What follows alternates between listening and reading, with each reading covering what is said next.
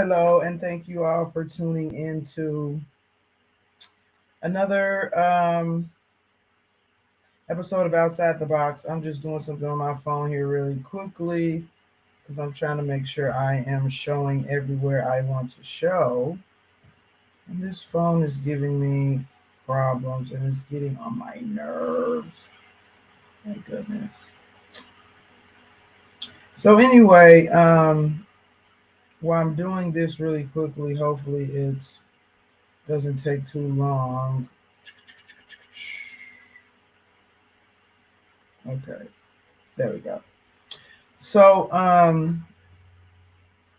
hopefully it doesn't take too long. I got it. It's working, so it's not taking long at all. So thank you everybody for tuning in once again to my podcast Outside the Box, where me, Stephanie K, also known as Sage the Coach, I like to help people to see that God is bigger than the boxes that we typically put him in. My show airs on Fridays at 12:30 p.m. CST, and you can follow me on Facebook, Twitter, Instagram, and LinkedIn. Um, so yeah, Fridays at 12:30 p.m. And today, what I want to kind of talk about is the cross between mental health and spiritual health. So I was saying before, I think I was on Instagram, I was doing a live video, and I was talking about how mental health has become much more of an issue now, um, much more in the forefront of everything we do now, especially since COVID and everything. And so I was talking, I had an appointment this morning. I was talking to a lady. She said that COVID taught us a lot of things. Some of them were not bad, some of them were good. But one of the things that it definitely did was bring mental health more to the forefront of our society. I think the stuff with the voting and George Floyd and, presidential elections and stuff kind of contributed to that too. But we definitely have more of awareness now of mental health than I think we've ever had in as a nation, as a society. I know I see the difference even from when I was a kid. Um, Growing up, um, I would say not only in America but in the black community, nobody cares about how you feel. Like, now, mind you, I grew up in the 80s and the 90s, and so feelings were not a part of anything. It didn't matter how you felt about stuff. You had your responsibilities, your rules, what you were supposed to do, and that was it. So you just made sure you did what you were supposed to do. If your feelings somehow interfered with what you're doing, what you're supposed to do, then your feelings were the problem. So you need to put your feelings to the side. I know even as a kid, I went through a lot of stuff, mentally, emotionally, that nobody really paid much attention to. And I might go into that a little bit more as I finish this discussion, but um, mental health now is a big thing. And so I'm happy to see as a culture that we're moving in that direction. Even in the church, everything was kind of boiled down to you're either evil or you're holy. If you're experiencing some type of issues, then it's evil. And you need to get on in line with God so you can get holy, so you can get saved, stuff like that. It's very, very black and white idea when it comes to mental health in the church. And then so when people were struggling with stuff, I think a lot of times they didn't even want to tell the church because it was always painted as, demonic, demonic, and something is wrong with you. So it kind of plays into this whole thing about the church a lot of the times being more concerned about putting on a facade of holiness and looking good before everybody else, as opposed to actually dealing with problems in the open and the root of the problem and things like that. So mental health plays a lot into this whole thing, because if you're coming to church and you're struggling with depression and things like that, it was automatically considered something demonic. The recipe was God. If for some reason you're not getting a hold to God in the way that you need to, then something's wrong with you. So in order for us to not look like something is wrong with us, which people are very um, get really big about, how are very picky or sensitive, I would say, about how they appear to other people and how other people see them and think of them, that it was more beneficial at that time to just pretend that you had it all together when you actually did not. And so, but now in the church, they talk about mental health a lot more. So, I mean, it's funny, like, as you get older, so when you're born into the world, you just kind of see the world for what it is with the time that you're born into. But as you live longer, you see things change. And it's very strange. Like, I'm getting older now, so I can look back in the 80s and 90s and thousands and 2000s. And then now I see how things have changed. And then my kids who are, were born when they were born into the world that they knew, they don't understand a lot of this stuff because they didn't experience the world. And so it's really unique to kind of get older and see the world change. Sometimes I wonder, like, people who are like 80, 90, 100, like, wow, that's some big changes have happened in their time on earth. And so it's always some mental adjustments that need to be made when you do that. And again, some things is good and then sometimes it's bad, because I can see, even though we're moving into a more positive direction in society when it comes to mental health, I now see that we're kind of going a little bit too far with some things, which I will talk about next week. So anyway, so I see in the church now they talk about mental health a lot more. As a matter of fact, I attended a conference last year where a lady came on. Oh, I wish I could remember her name. She was very, very good, and I know she has her own podcast. Um, I'll try to remember her name and put it in the comments or whatever. But she was really talking about mental health and people dealing with their issues and things like that. And that's I haven't heard a lot of people talk about that in church, especially in the past, like they do now. So it's very good, and people are incorporating spiritual kind of components into this, because people are now starting to see that this is a very, very important part of life, and that it needs to be paid attention to. And there's a lot of consequences when it's not paid attention to. For example, violence, school shooters, mass shooters, dysfunctional homes, and then people grow up and they can't function in the workplace and they get on drugs. I mean, it's a whole spectrum there of issues that can come from not paying attention to your mental health. And so, when I first got into coaching, I was very much into like dealing with spiritual issues, because a lot of times people don't understand how their spiritual issues connect to their everyday problems and the struggles that they have. But now with this whole push towards mental health, a lot of those things that I was focusing on before this became a thing were mental health issues. I just called them spiritual issues because mental health wasn't really as popular a term to use, but it's the same thing. And so that's what I want to talk about today. I want to talk about the cross between mental health and spiritual health, because as much as mental health is being pushed in the workplace now, and in churches and in homes and in schools and everything like that, what they're actually talking about is spiritual health.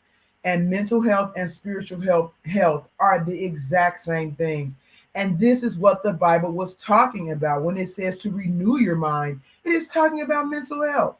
And so, and I say this before, I have said this before, that there's a lot of things in the Bible. There is so much wisdom in the Bible. Even if you don't believe in God, even if you don't believe in religion, things like that, there is so much undeniable wisdom in the Bible that you can learn from, that it's almost sad or slightly foolish to not pay attention to those things, because these things were written thousands, in some cases thousands of years ago, and we're just now catching up to the relevance of what those things meant all these years ago. So for example, in the Old Testament, when God had the Israelites doing all this washing, and you can't eat this and you can't eat that, you have to do this and how do you do that, they didn't know about germs and bacteria back then. But now, all these years later, we're seeing that what God was actually telling them was to avoid germs and bacteria. Like, Don't eat meat with blood in it. Like, this is a common thing that we do now, and we know the consequences of doing it, of not cooking the meat.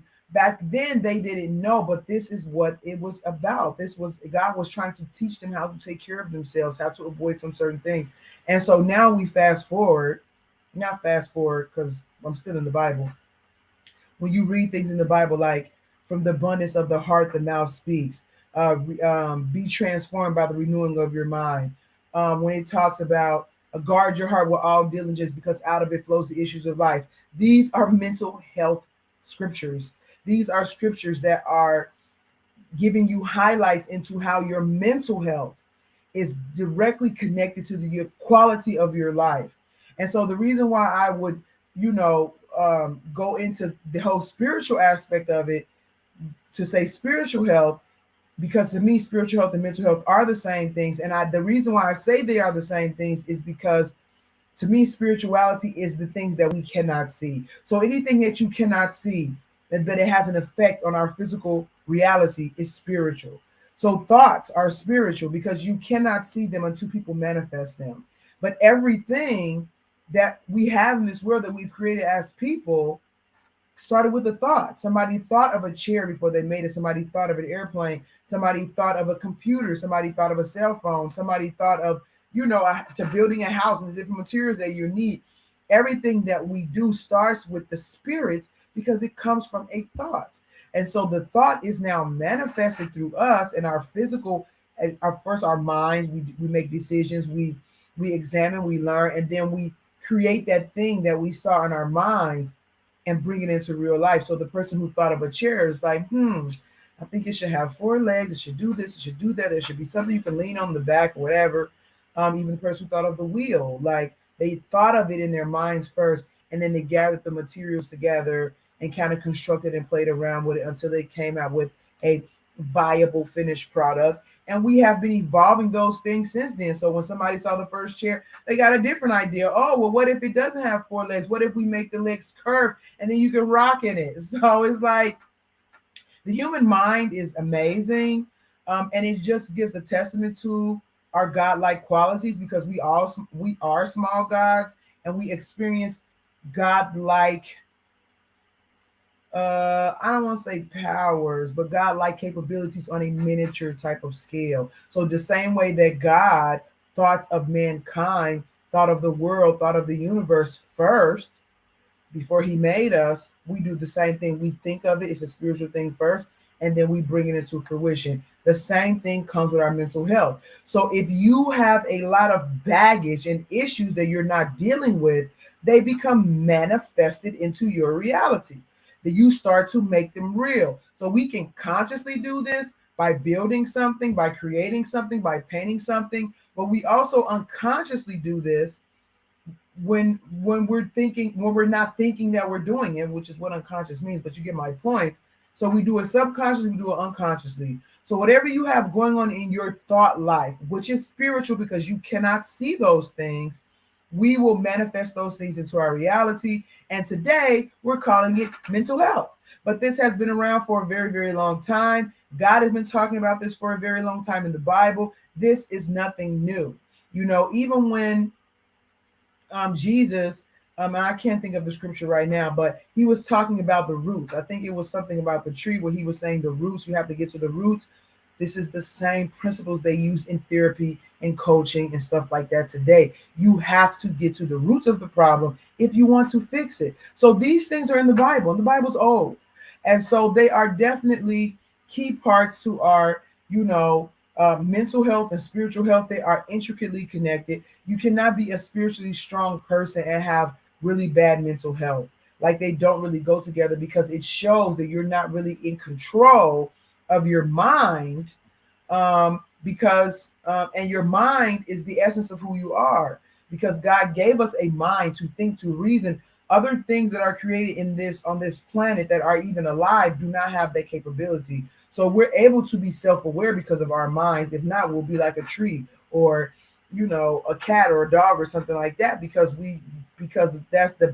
our mental functioning will be very basic. We would not, but we're sophisticated. we're advanced, made in the image of God, so we can think, we can be self-aware.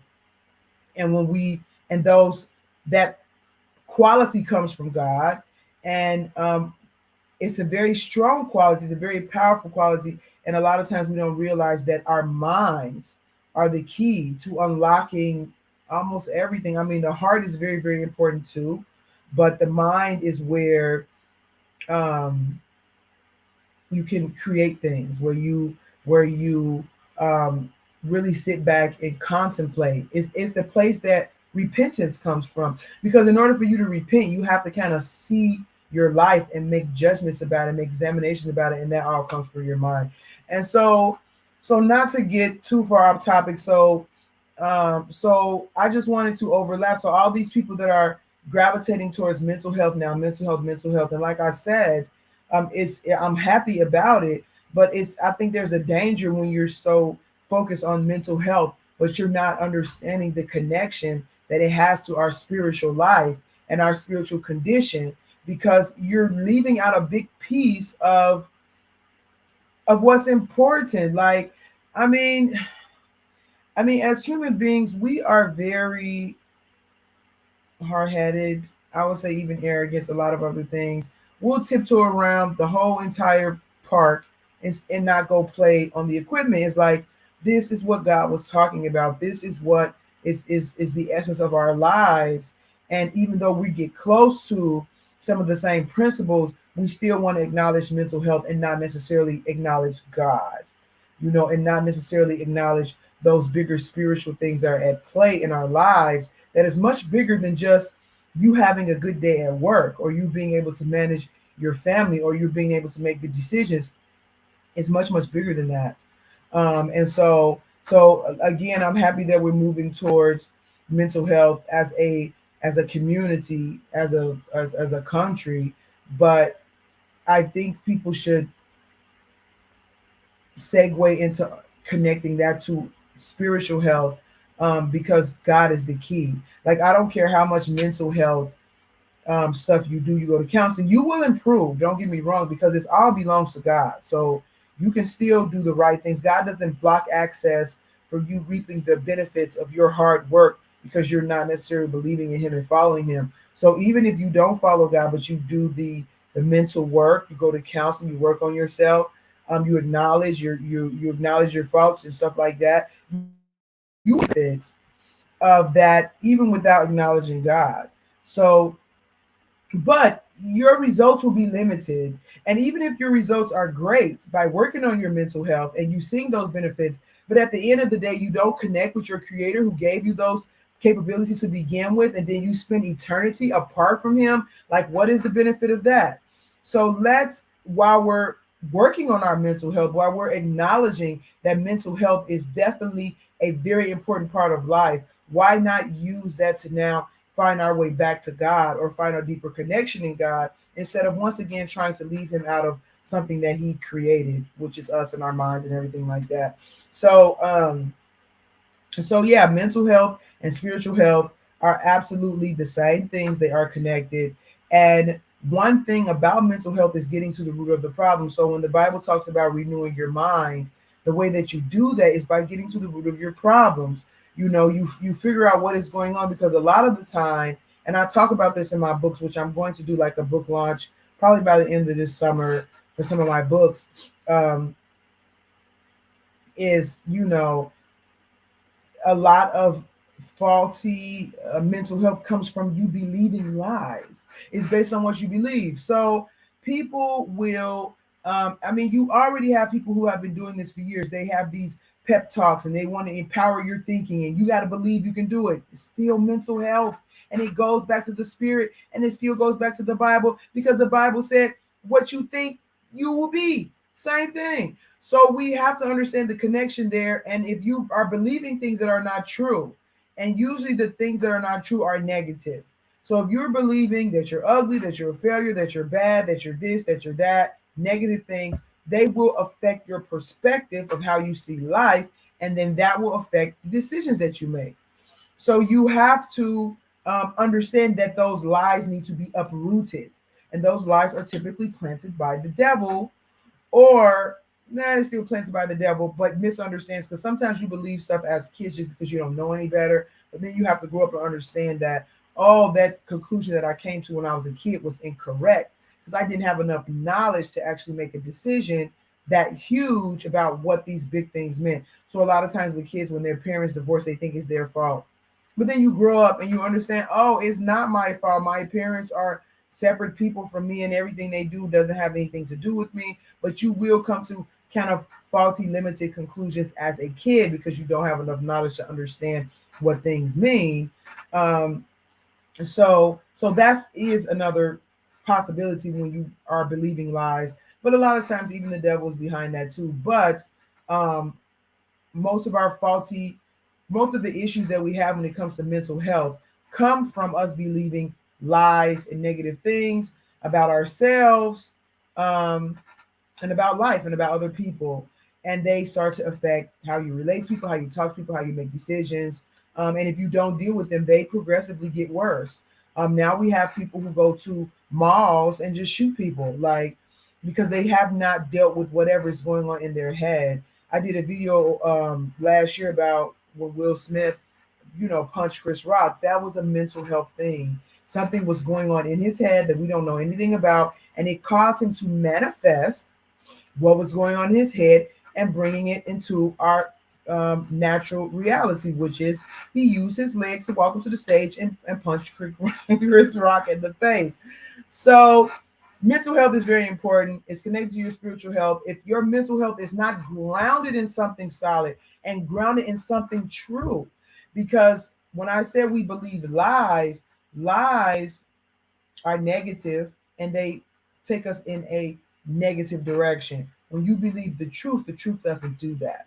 The truth frees you. The Bible even says the truth will set you free. How does the truth set you free? In your mind, it's your mental health, the same thing. So when you believe the truth, it edifies you, it teaches you, it grows you, it helps you become a better person.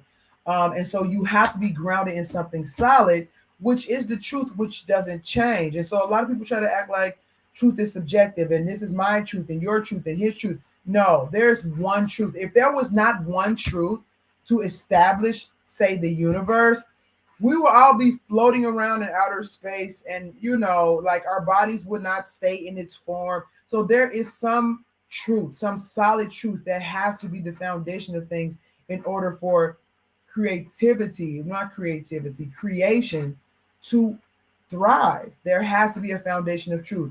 If that's the case when it comes to nature, it is exactly the same thing when it comes to our mental understanding. There has to be some foundation of truth that we can ground ourselves in. When we do that, we can build on that. The Bible also talks about people who build their house on sand. This is mental stuff.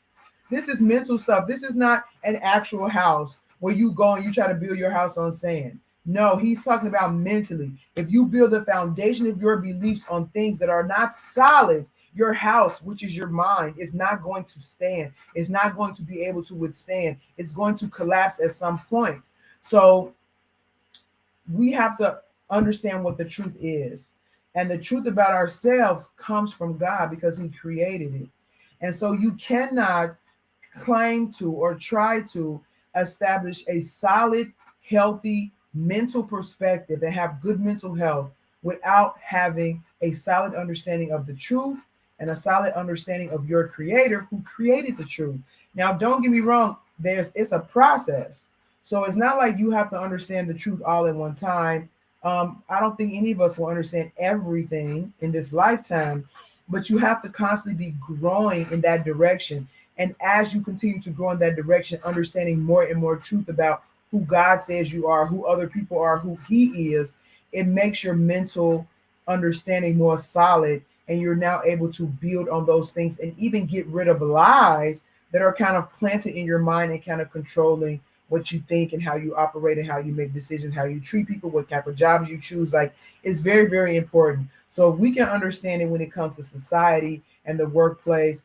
Like now I hear people saying like they want to work with people that they get along with. Before, you had to go to work and there was people you didn't like and you just had to deal with it. Like nobody was caring if you liked your fellow, if you liked your boss or if you like your people that you work with. and people were going home every day with different stresses and stressors, because they have to go to work in this very sometimes racist, sexist, biased, suffocating, lying, cheating, abusive atmosphere. And there was not a lot of emphasis put on, that shouldn't things should not be that way. And I don't even want to think about all the people that may have suffered in those days because of just these things just not being acknowledged at all. And so now we're acknowledging them, and it's great. And people can also start to focus more on, you know, getting healthy for themselves when it comes to seeing their behavior. Because one thing that all this talk about mental health does is it makes you more aware of you. And so you have to, like, okay, something is not going right here because I don't feel this, or I don't feel that, or I don't feel happy, things like that. So you start to pay attention to that type of stuff. So it's making people more aware of getting to the root of stuff, and not just continue to accept some certain things because that is the societal standard, or you need a job, you need a paycheck, you don't have time to be, you need to take care of your family. If your boss is a jerk, you just have to deal with it, stuff like that. So it makes you more aware of yourself. It gives you more opportunities to work on yourself and go a little bit deeper with yourself so that you can come out a more, happy, stable, functional person. And one day you don't snap and do something crazy, because people are snapping left and right these days over. I mean, it seems like it's small stuff, but it's not small stuff. This stuff has been building over time. And so with it building over time, then one day some people exploded. Then it's like, oh my goodness, I never knew so and so was capable of that. But if you look back, there was always signs. There was always signs of, like, something is going wrong, and people not paying attention to that yet again. But now we're paying attention to that. Now people are paying attention to their kids who's, I don't want to say everybody, but I think people are more so paying attention to their kids who stay locked off in a room all day and don't want to come out, because now we know that these kids can possibly do something drastic, like get a gun and go to school and hurt somebody. So yeah, people are paying more attention. We can pay more attention to ourselves, work on these things. It definitely creates opportunities for people to grow in ways that they probably wouldn't have otherwise. But I really want to emphasize that we understand that all of these things are in the Bible. They have been in the Bible since, the Bible is the one of the oldest books in the world. And for those of you who didn't know, the Bible is the first book, if you didn't know that. So the Bible is the first, because before they had books, they had like scrolls and things like that. So the Bible is the first book ever made. They call it the Codex. So it was the first Codex ever made, put in that binding format and sold. And for those of you who also don't know, since then, since they started keeping track of book sales, the Bible has been the number one selling book since they started keeping track of it. They don't even put it on the bestsellers list anymore because it's always there. There's no other book that sells as many copies in a year or any significant period of time more than the Bible. So I say, if the creator of the universe was going to author a book, and I would say co-author because he used other people to do it, wouldn't it make sense that that book would be like the best-selling book all the time? like absolutely. So anyway, I just wanted to touch base on us understanding that spiritual health and mental health are the same things, or they're connected, however you want to say it. You have to work on yourself, and this is what God does when we become Christians. He starts to work on us. He starts to unravel all those tangles in our brains where lies and misconceptions are mixed in and controlling our choices and decisions. And he starts gradually unraveling those things and taking them out and replacing them with truth, replacing them with things that are healthy, replacing them with things that are positive, and helping us to become who he created us to be. And we will never be happier doing any other thing than being who he created us to be. So that's it for today. Again, just wanted to touch base on the cross between mental and spiritual health. And so next week, I kind of want to talk about how even though our society is moving towards more so acknowledging mental health, how we're kind of getting out of whack with that as well. And so I will talk about that next week. So next week, Friday at 12:30 p.m., Make sure you follow me, like, share, you know, with my content. Share my content with anybody that you think that might be helpful, that might be interested in it. And is there anything else? I don't think so. So for those of you who don't know me yet again, my name is Stephanie K, also known as Sage the Coach. Not only am I a Bible teacher, I'm a certified, multi-certified life and relationship coach, as well as a Christian author. I wear a lot of hats. I'm not going to go into everything, but I just want you to know that I'm just not some person who likes to hear myself talk, because you got a lot of people doing that online, podcasts and stuff these days. I actually have studied these things. I actually have credentials in these things. And so you can kind of know that you're getting this information from a reliable source. If you have any questions, comments, or anything like that, please feel free to email me, or send me a message on social media. I am more than happy to answer any of your questions. And I might even make a different show about it if I feel like it's something that a lot of people are asking about and I need to address it more thoroughly. So yeah, that's it. Tune in next week, next Friday at 12:30 p.m. For Outside the Box, where I help people to see that God is way, way, way, way, way, way bigger than the boxes that we all put him in. And we need to start growing beyond that if we really want to be the full version of ourselves and understand our creator a little bit more. So thank you so much for tuning in. Have a nice weekend and happy 4th of July. So thanks. Bye.